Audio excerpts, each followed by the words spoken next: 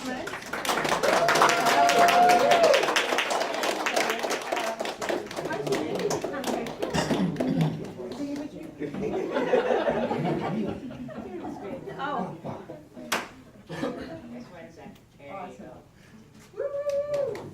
I'd like to do an interview with you and do an article. So thank you so much. I really appreciate it. Let's give them a great hand.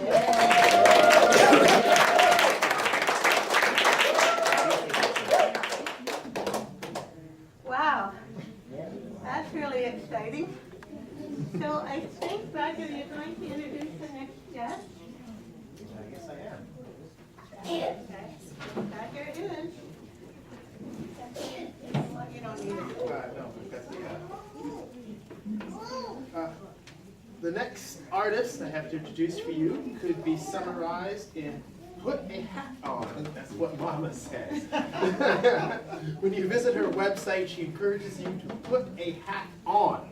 And a couple of things she's encouraging us to do for the new year is to do something random and kind for someone near or far, to go green, so to reuse, recycle, or repurpose things, whatever possible, and to be mindful. So to be mindful within ourselves and also to purchase or use locally made goods. Siobhan Barker, I've been pleased to work with for many years now as a poet. I'm always excited to hear her work. She's a published author, a bilingual storyteller, a textile artist, and she's committed to, as I told you, responsible reconsumption. You can visit her website for more about her or about Black History Month events, and of course it's putahaton.com. So it's all one word, putahaton.com. Siobhan, thank you.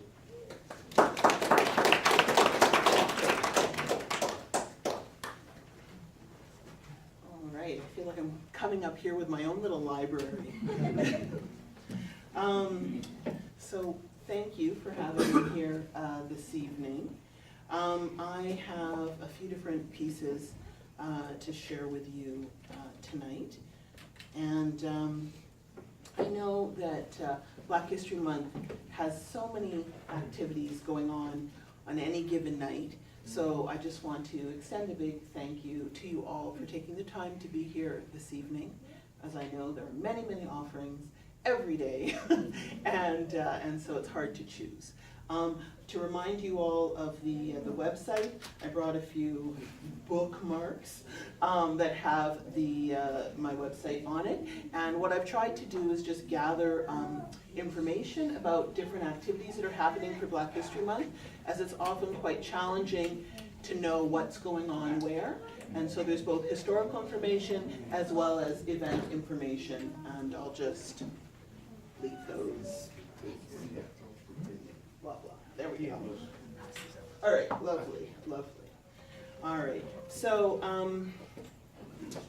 one of the pieces that I'll be sharing with you tonight is from the anthology, The Great Black North, which is a collection of contemporary African-Canadian poetry.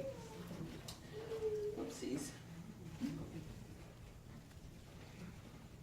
And the book is available at Chapters and various other bookstores. All right. This is called The Call. My pulse quickened at the sound of the ringtones. Would he be home? Please be home. Hello, he says. I hadn't quite figured out what to say. I could mention the way my chest tightened, hovering between breaths with just the sound of his voice. I could mention the slight sheen forming on my lower lip as memories of a kiss played with my senses. I could tell him of hungry sessions when I drew pleasure, remembering the paths of fingers traveling over hot, moist valleys, secreted between thighs. I could say how his voice held a promise of strength and a whisper of urgency not to be denied. I could breathe in and revel in the distant echo of his sensual scent, remembering being roused to a point that threatened both our resolves. I lick my lips. I tremble. Ah, the memory of passion's salty, sweet taste. "Hello, is anyone there?" he asks. I take a deep breath, pushing back the whirlwind of wayward images. "Hi, it's so good to hear your voice."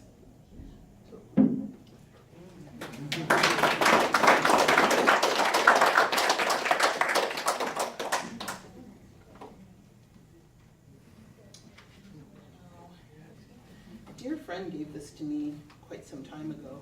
I'm sure you're all familiar with the wonderful Maya Angelou. This is one of her works.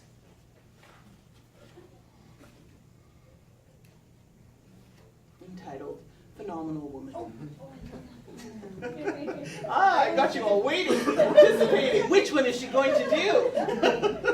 I'll do two. All right.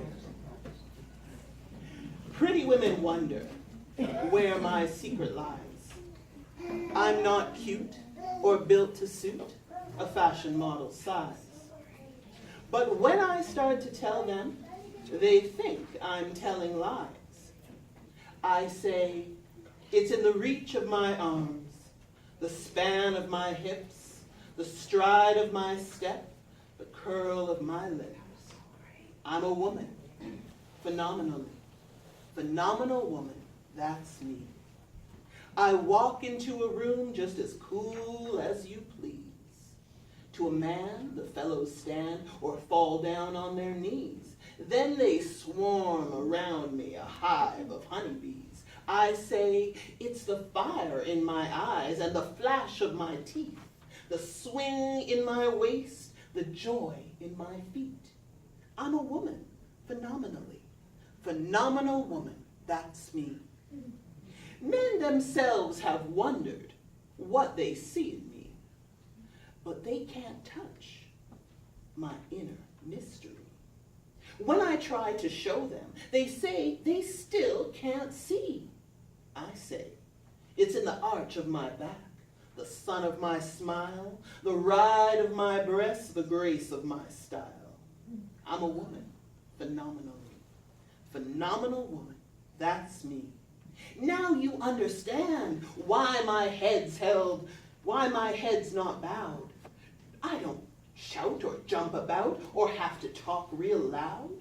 When you see me passing, it ought to make you proud. I say, it's in the click of my heels, the bend of my hair, the palm of my hand, the need for my care. 'Cause I'm a woman, phenomenally. Phenomenal woman, that's me. I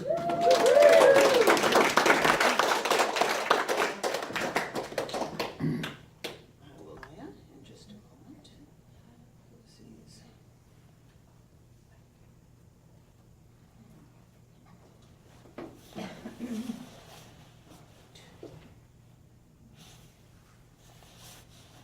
I've called this one many things over the years. I've shared it as spoken word. I've performed it as well. I'm going to leave it untitled this evening, but it does fit with our theme of Black History Month and honoring women in particular. Standing on the shores of Mother Africa, flash back to times that went before. Is this what one brother felt when the other sold him down the river? Let me ask you, brother, was the price too high to keep me, or so much better to let me go? Movies. Movies are my escape. I love the way I can focus on the screen. It becomes my world. No need for friends or intimacy. It's just me and the screen. I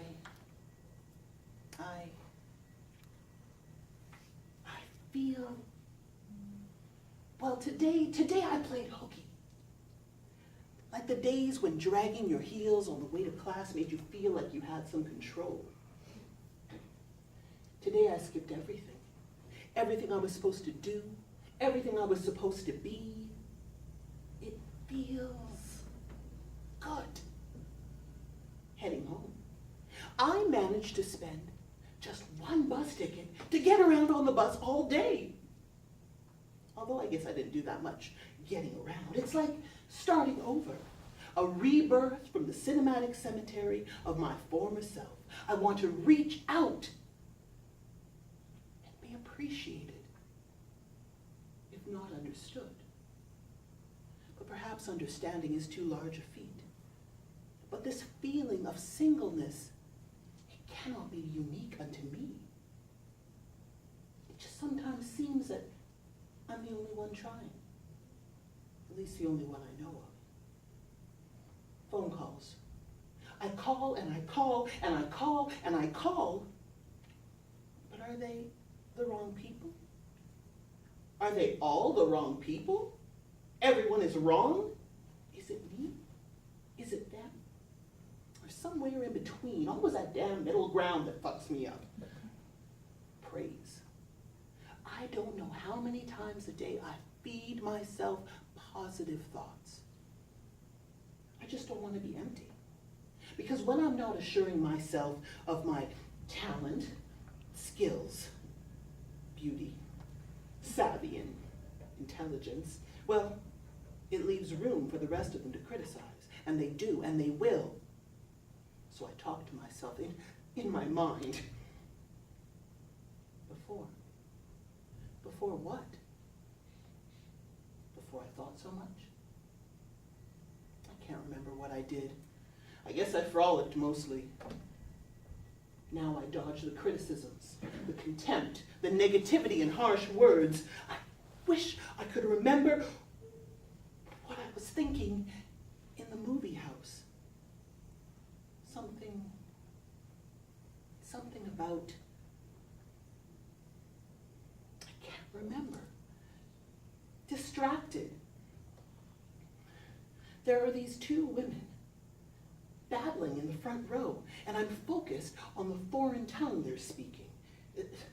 I don't understand them, the women, so alien to me, but I'm like them, foreign, misunderstood. Isn't that enough? Eyes. Other eyes look at them, the women, the foreign women. They see me like them, foreign.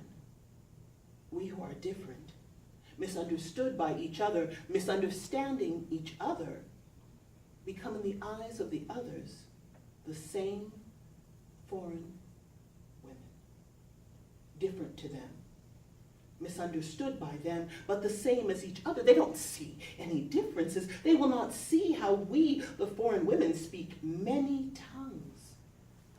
They, the others, they have decided we are the same. Speak. I speak up. I cry out. I'm not heard. I'm seen as the same. My story has been told by someone else in a foreign tongue that was meant to be me. The others are tired of listening to the babbling foreign women who sing the same tune, a tired cantata whose discordant notes strain their delicate ears. They, the others, they have heard my story. They have heard enough. I have not spoken. But they have heard that all they will listen to of my broken language that annoys their already exhausted senses. I have not spoken. I will not be heard.